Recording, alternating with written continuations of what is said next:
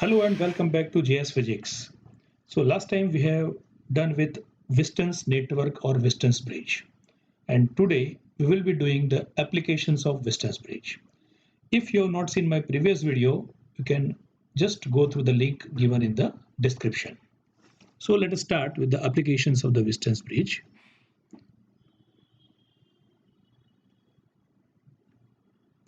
One of the application of Whiston's bridge is meter bridge.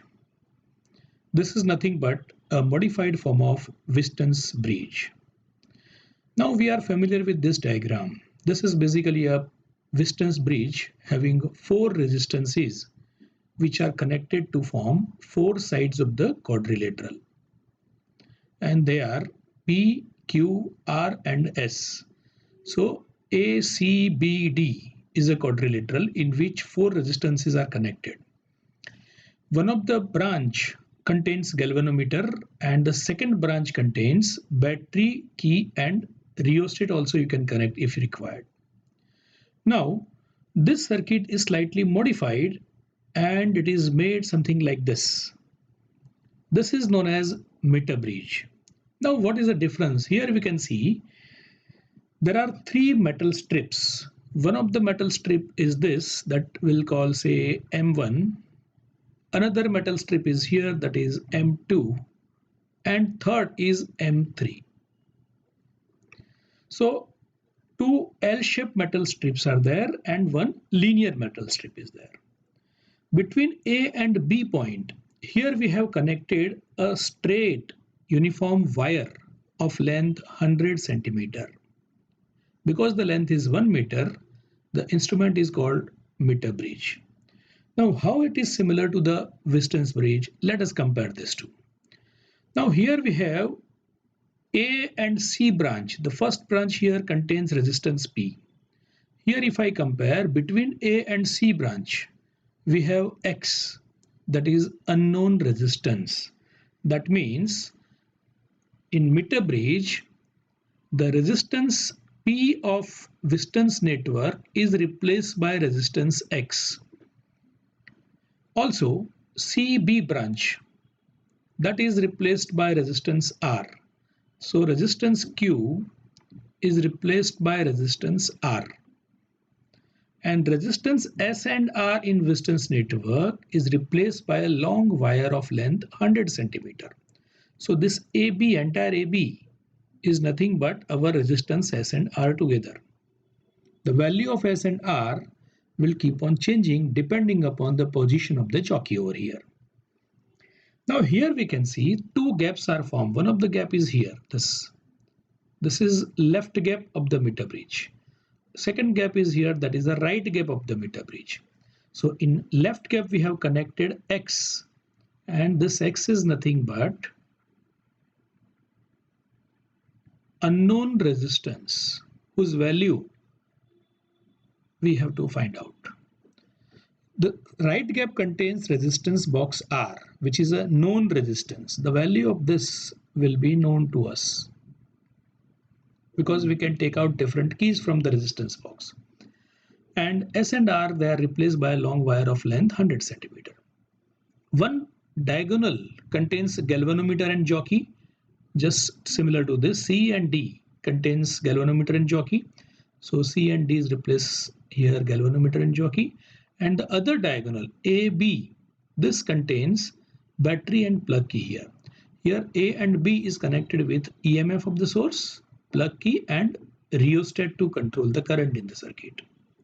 So there is a similarity between meter bridge and Whiston's bridge. Basically it is a modified form of the Whiston's bridge or network.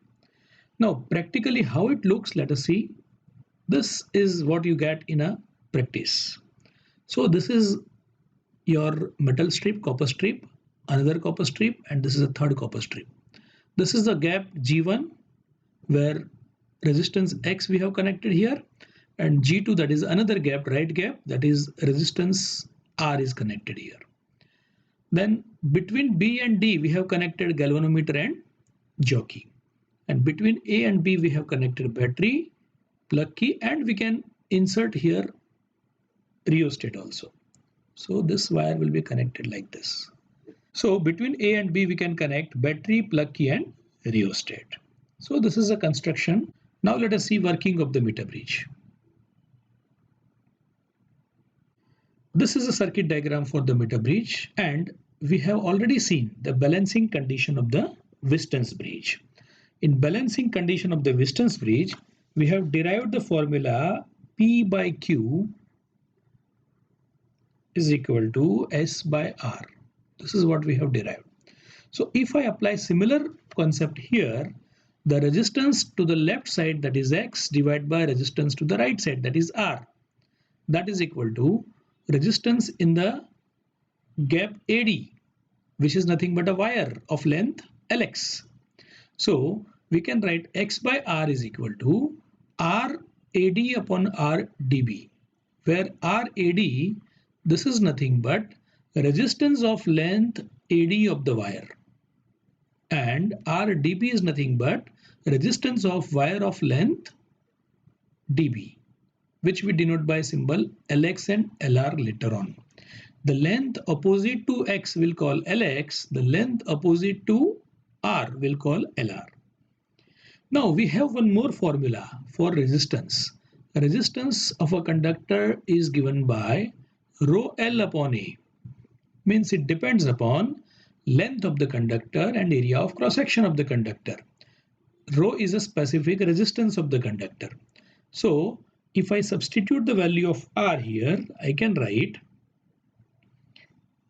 AD length of the wire will be having resistance of rho length AD upon area of cross section, and dB length of the wire will be having resistance given by rho into length dB upon area of cross section A. We have assumed that the wire is of uniform area of cross section. If I place these two values here in the formula, here I place it, then I can write X by R is equal to RAD upon RDC, which is RAD is replaced by rho Lx by A, RDC is replaced by rho Lr upon A. So this area of cross section being equal gets cancelled, and also specific resistance gets cancelled. So we get finally X by R is equal to Lx by Lr, where Lx is the length of resistance AD and Lr is the length of wire of resistance length dB. We can rearrange the forms to write X is equal to Lx by Lr into R. That means once we know the values of Lx, Lr and R, we can calculate the value of unknown resistance of the given component. So this way we can find the value of unknown resistance by using meter bridge. Generally we take out some resistance from the resistance box. Say for example, if I take value of R to be 10 or 20 ohms, then X will be fixed. We don't know the value of X. So what we'll do, we'll take out some resistance R, say 20 ohms, we'll move or slide the jockey along the length of the wire AB till the galvanometer shows zero deflection. That means current through galvanometer should be zero. So that point D will become a null point or balance point of the meter bridge. Once we know the balance point, we can find the length AD, and that will call Lx. We can also find the length dB, that will call Lr. So once we know Lx and Lr, we have to remember that Lx plus Lr will be always 100 centimeter. So sum of the two will be always 100. And by knowing the value of R, Lx and Lr, we can calculate unknown resistance of the meter bridge. So that is how we can find the unknown resistance by using a meter bridge. Now here during the experiment, there are some errors introduced. So what are the sources of errors? Let us see. We have assumed that the cross-sectional area of the wire is uniform. Sometimes it may not be uniform. So that will introduce some error in the experiment. Another thing, when we solder the wire on the copper strips, that soldering, if it is not proper, it will introduce some resistance, which we'll call contact resistance. So that we have not taken into account while deriving the formula. Also, the value of Lx and Lr may not be accurately measured. That means that will also introduce some error. So these are the sources of error in the meter bridge experiment. Now how to minimize these errors? Let us see. If the area of cross section of the wire is not uniform, then we can take the readings by placing the value of X in the left gap and R in the right gap. And after taking 3 readings, we can just revert their positions. We can connect R in the left gap and X in the right gap. Again, we'll take 3 readings. And then while taking the final result, we'll take the average of all the 6 values taken. And that's why we can minimize the error due to non-uniformity of the area of cross-section of the wire. The another type of error which we have seen was due to contact resistance. The error due to contact resistances can be minimized by adjusting the value of R so that the null point is obtained in the middle 1/3 of the wire. That means we should try to take the readings around between 33 and 66 centimeter of the wire. So if we take the readings in the middle 1/3 part of the wire, the length of the wire LX and LR will be sufficiently enough to neglect the contact resistance developed in the soldering of the wire. Third precaution which we can take is, instead of sliding the jockey on the wire, we should tap it to find the null point. During the tapping, wherever we get zero deflection, means when the jockey is touch on the wire or not, you should get zero deflection in the galvanometer. The pointer should not deflect. So that point can be taken as a null point or balance point. So this way, by taking certain precautions, the errors can be minimized. Now, applications of the Wheaton's bridge already we know. We can find the value of a low resistance very precisely by using such method, and also it can be used to measure the resistance of galvanometer. Capacitance, inductance and impedance can be measured by using a Wheaton's bridge.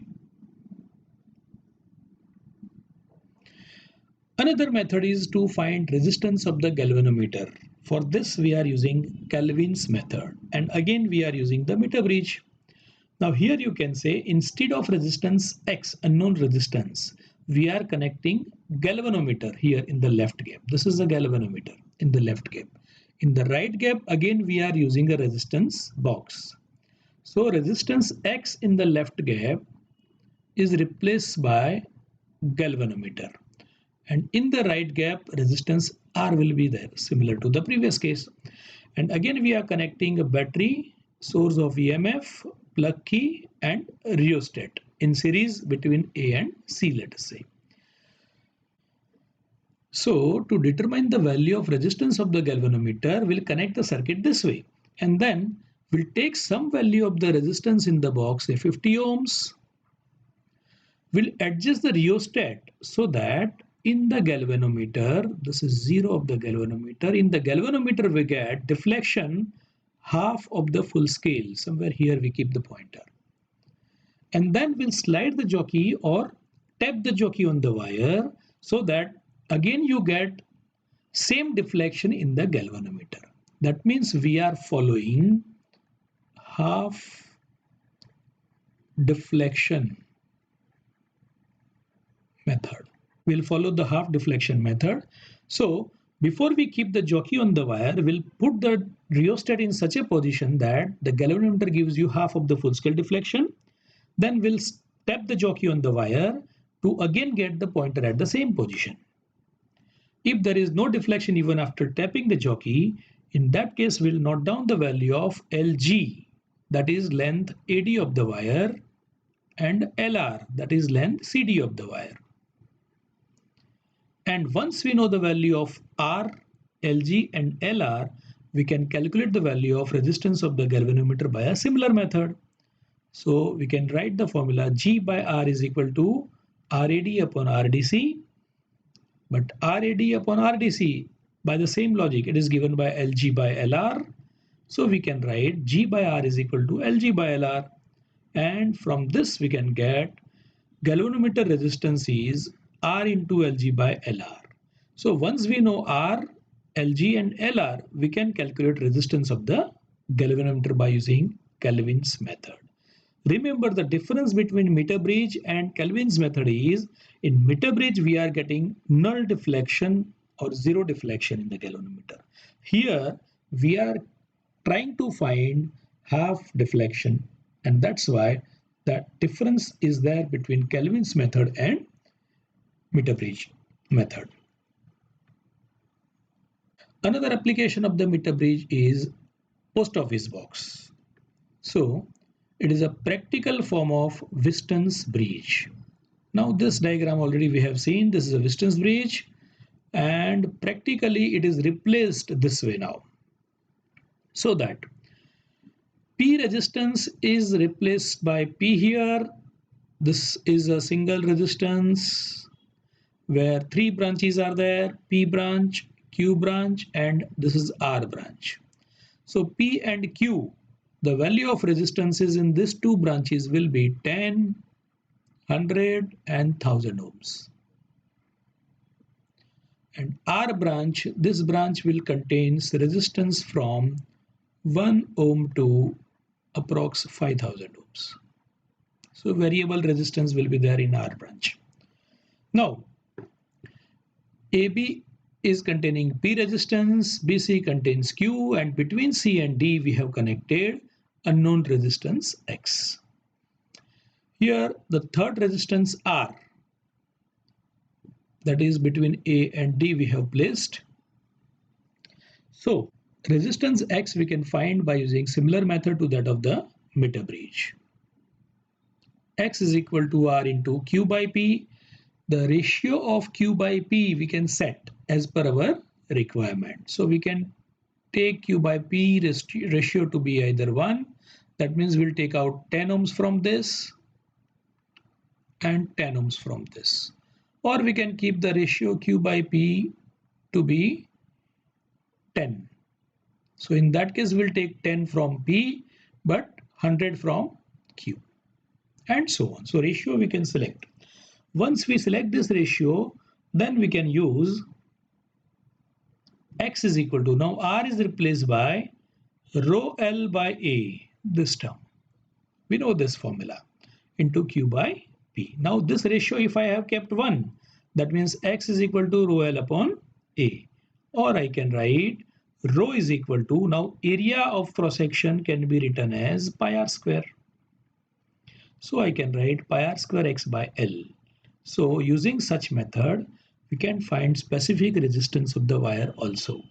And if you directly use this method, then you can find unknown resistance by using a PO box. So this way, post office box can also be used to find specific resistance of the material of the wire. This is exactly how it looks in practice. So this is P branch, this is Q branch, this is R branch. These are the two tap keys, that is K1 and K2. So that is used to find zero deflection in the galvanometer by tapping them. So that's it for today, and our next topic will be principle of potentiometer. Thank you for watching the video.